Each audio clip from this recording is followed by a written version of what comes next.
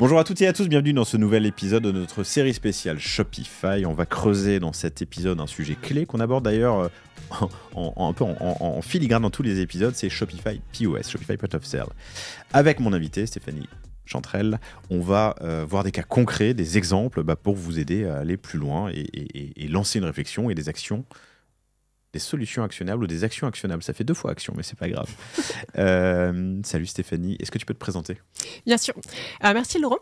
Du coup, Stéphanie, donc ça fait 3 ans que je suis chez Shopify en tant que Merchant Success Manager. Et mon rôle, c'est d'accompagner nos marques à forte croissance sur la plateforme et notamment sur l'adoption de nouvelles technologies, dont Shopify POS fait partie. Shopify POS, on en entend tout le temps parler, partout. C'est pas toujours très tangible pour quelqu'un qui serait en full digital et qui se dit je vais me lancer en omnicanalité, ou quelqu'un qui est déjà installé en omnicanalité mais qui n'a pas de système unifié. C'est quoi Shopify POS, Point of Sale, ouais. POS?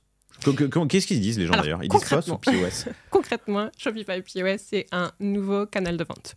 Donc tout simplement, pour ceux qui vous êtes familiers avec Shopify, avec votre back-end Shopify, c'est simplement un nouveau canal de vente qui vient s'ajouter.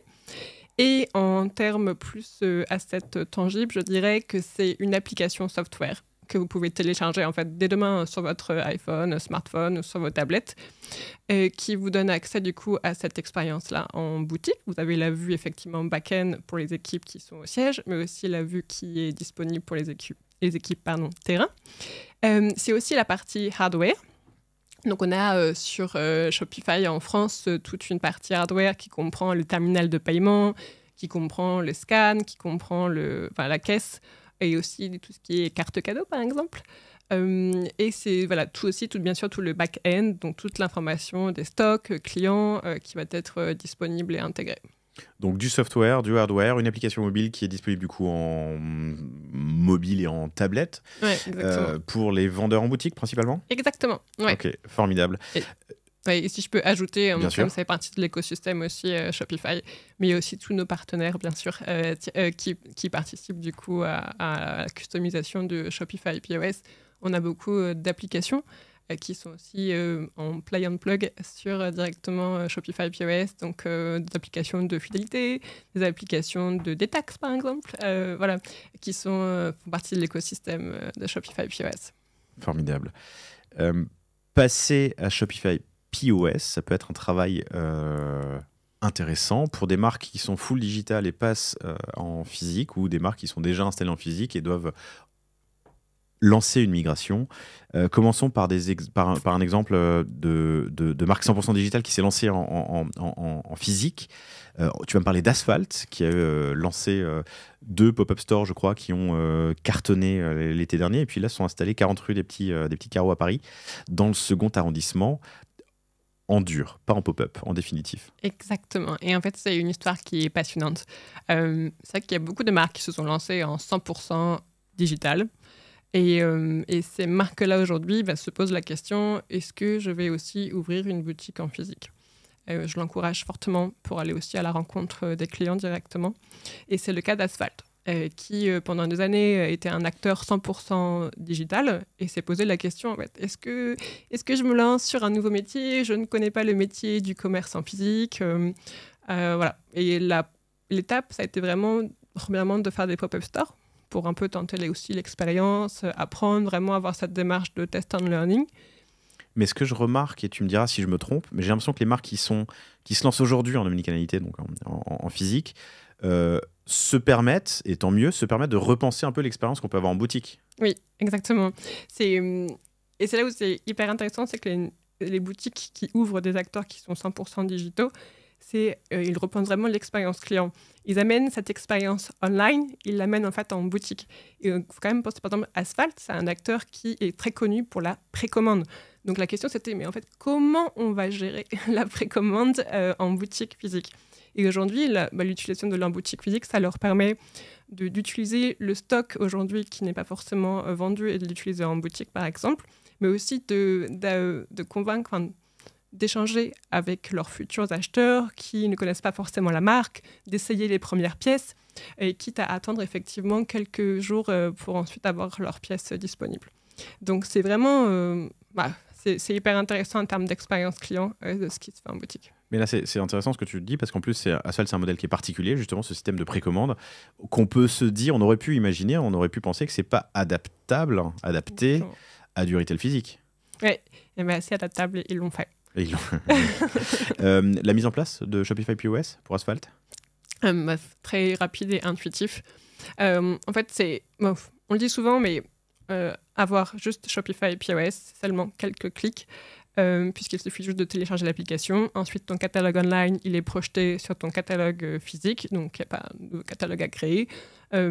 Et ensuite, au niveau de la formation des équipes terrain, les retours que j'entends, c'est en fait, je mets le POS dans les mains du vendeur et en 5 minutes, ils font la première vente, tellement c'est intuitif.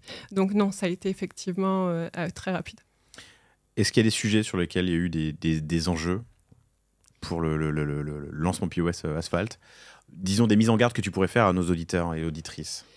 Oui, je pense que ne pas oublier de mettre le service client dans la loupe, parce qu'effectivement, aujourd'hui, le service client doit gérer plusieurs commandes qui sont soit du commerce physique, soit du commerce online, qui sont aussi des précommandes. Et je pense que c'était un enjeu hyper important pour une marque comme Asphalt qui a une relation client extrêmement forte. Du coup, voilà, peut-être toujours bien formé aussi à intégrer le service client dans ces démarches et ces changements de technologie.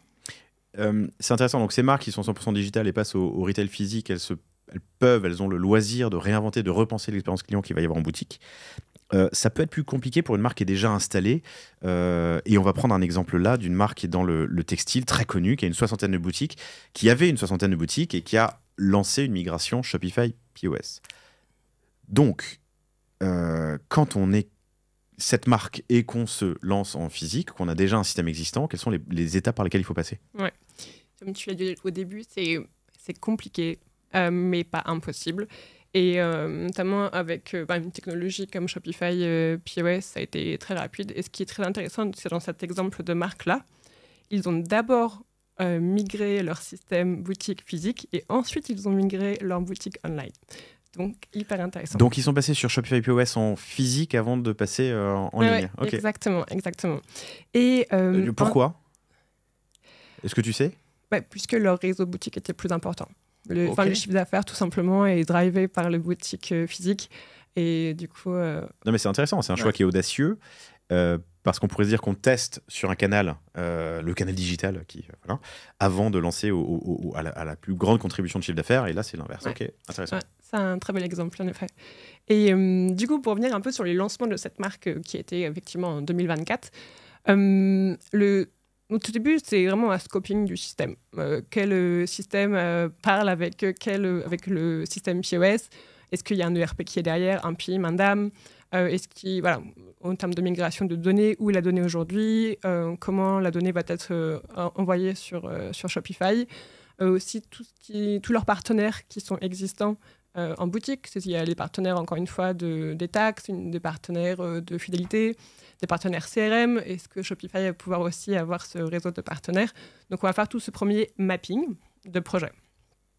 Ensuite, on va réfléchir à tout ce qui est de migration de données clients. Un point vraiment très important et pas oublier si vous switchez d'un système à un autre, c'est que l'historique de la data client, elle est hyper importante pour tout ce qui est échange, retour, fidélité. Donc ça, c'est vraiment une donnée à migrer aussi sur Shopify. Et ensuite, je dirais le lancement du projet. Donc, dans le cas de cette marque, ils ont effectivement commencé par une nouvelle boutique qu'ils allaient ouvrir tout simplement, ce qui permettait d'avoir cet environnement un peu de staging, de test, si je peux dire, et de se familiariser avec la solution, ce qui a permis aussi aux équipes du siège de créer après des contenus de formation pour leurs équipes terrain. Donc, le parc a d'abord migré 4-5 boutiques avant de valider le projet. Une fois que le projet a été validé. Et en termes de KPI, ce qui a été intéressant, c'est le premier feedback qu'on m'a dit. En fait, Stéphanie, mais les tickets IT ont déjà baissé. Donc, c'était hyper positif.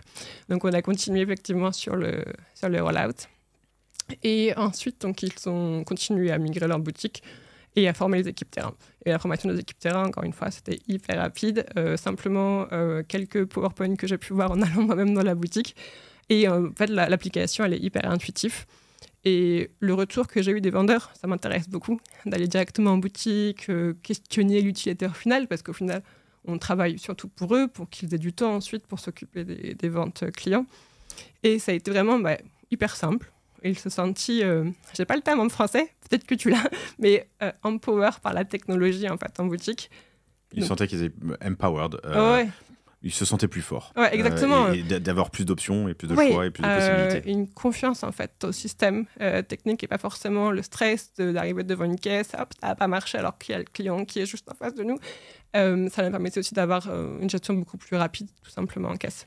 Ils ont choisi de commencer par les boutiques avant de lancer le site sur Shopify. Il y a une 60aine de points de vente, c'est ça? Est-ce qu'ils ont fait premier lot de boutiques ou tout d'un coup? Non, c'était boutique par boutique. Boutique par boutique. Ouais, donc il y a quand même 2 systèmes qui ont cohabité pendant un certain temps. Donc ça, c'est quelque chose qu'il faut avoir en tête. Chers auditrices, chers auditeurs, si vous vous lancez dans ce projet-là. Ensuite, c'est de la donnée qui doit circuler, mais ça veut dire qu'on doit avoir des mappings bien précis entre les outils qui coexistent dans cette phase de transition. Tu as parlé de la migration des outils, le mapping des outils, puis la migration des outils, la migration de la donnée client. Ça aussi, c'est des exports, des imports. Je dis pas que c'est simple. Les migrations, c'est jamais simple, mais c'est que de la donnée, ça bouge pas. L'humain, c'est compliqué. 60 boutiques, ça fait, je sais pas, 3 personnes par boutique en moyenne. J'en sais rien, on va dire 200 personnes. Ça peut faire peur. Avec différents niveaux, des managers de boutique, des vendeurs qui sont là occasionnellement. Ouais. Est-ce qu'il y a eu des frictions? Est-ce que tu as des conseils à donner avec un retour d'expérience? Ce qui était, je dirais le feedback qui était intéressant, c'est qu'ils m'ont dit, mais en fait, chez Shopify, vous avez des termes très spécifiques qu'on ne va pas forcément utiliser, nous, en tant qu'acteurs historiques, retailers. C'est vrai qu'on va peut-être utiliser des termes un peu e-commerce. On va parler de conversion en boutique, ces choses-là. Et du coup, ça a été peut-être s'adapter à la nomenclature de Shopify et voilà, du commerce unifié, qui a été un peu un point chez eux pour savoir qu'ils parlent bien de la même chose. Donc, dans votre future migration Shopify POS en commerce unifié, bien penser à adapter le discours pour les vendeurs, évidemment. Et s'il y a déjà en interne des responsables du réseau de vente et des vendeurs, les embarquer très tôt, j'imagine, dans le projet, évidemment. On a parlé des marques 100% digitales qui passent au physique et qui se permettent de repenser le point de vente pour en créer une nouvelle expérience. Eh bien, en fait, les marques installées peuvent faire de même. Rien n'empêche on ne va pas donner de nom, mais je ne sais pas, une enseigne qui a son point de vente et qui se lance en POS, Shopify POS, de repenser l'expérience client en point de vente. Le point de vente, c'est pas uniquement un stock, c'est pas uniquement de la vente. Il peut y avoir de l'expérience de marque, il peut y avoir plein de choses. Ça vaut le coup de se poser la question quand on fait cette migration. Oui, exactement. Et aussi, pour revenir sur la migration, on a les marques propres de la marque aussi, les boutiques en propre. Mais tu peux aussi penser au réseau de franchisés. Et c'est ce qui s'est passé pour cette marque en question. Qui sont passés du coup à Shopify POS aussi? Oui, parce que c'est vrai que ce que j'entends beaucoup, c'est que souvent tu as un réseau de franchisés et un réseau de boutiques en propre. Et il y a quand même une volonté d'avoir la même expérience client dans l'ensemble du réseau. Est-ce que finalement le client, est-ce qu'il doit vraiment pouvoir reconnaître que c'est une boutique en propre ou un réseau franchisé? Et stratégiquement, ce que j'entends le plus souvent, c'est que la marque, les boutiques en propre vont lancer effectivement cette migration-là, vont ensuite présenter leurs résultats au réseau franchisé. Et dans ce cas-là, effectivement, c'est une technologie que le réseau franchisé a aussi adoptée. Très bien. Stéphanie, merci infiniment. Merci et avec plaisir en tout cas.